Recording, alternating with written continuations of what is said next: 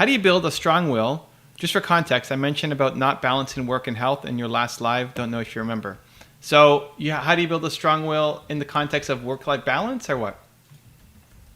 Like, how do you build a strong will really comes down to you, no matter what, doing the things that you say you're going to do. And I think the key thing is you create a schedule for what you're going to do, right? You're trying to balance your work and your life. It's something that you have to constantly do. It never gets, like you never fully figure it out.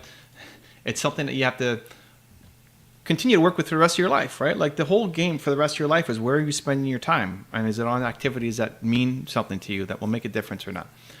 Okay, so we take that. Great. Next is you create something for tomorrow. What is your calendar for tomorrow? What are you going to do tomorrow?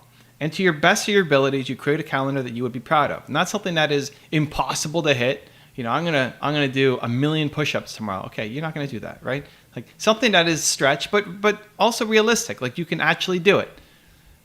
And then tomorrow you have to go and do it. This is how you build a strong will. Is you have to go and do the things that you say you're gonna do.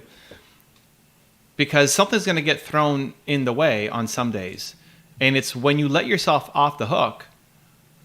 That's when everything starts to fall apart. So where do you let yourself off the hook? And for too many people, it's way too early on. So as an example, Nina and I right now are doing the 75 hard challenge. A bunch of us are doing it. There's a few things you have to do every day. One of them is you have to drink a gallon of water. Okay, a gallon of water. Now, yesterday, Nina had a full day. She wasn't home for a good chunk of it. Then she came home and she hadn't had almost any water. So she's got to start downing all of this water. Right? And she's feeling sick. She's burping. She's, it's like knowing that if she drinks this late at night, she's going to be up all night, having to go to the bathroom. Like in the one-off, it doesn't make sense to finish the water, right? Like it's probably not super healthy to finish that much water that late at night. But even though the physical benefits aren't there today to do it, the mental benefits mean you have to do it.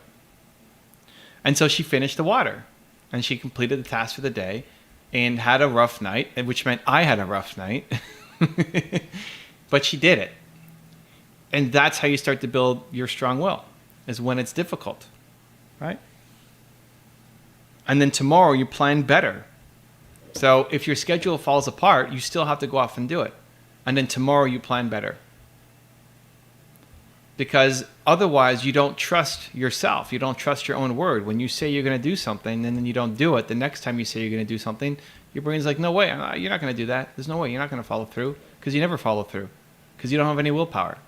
That's a conversation you need to change. Even if it's a loss in the short run, right? Like drinking that water was a loss in the short run. But in the long run, it's building up the mental strength. Make sense? We can go deeper if you want.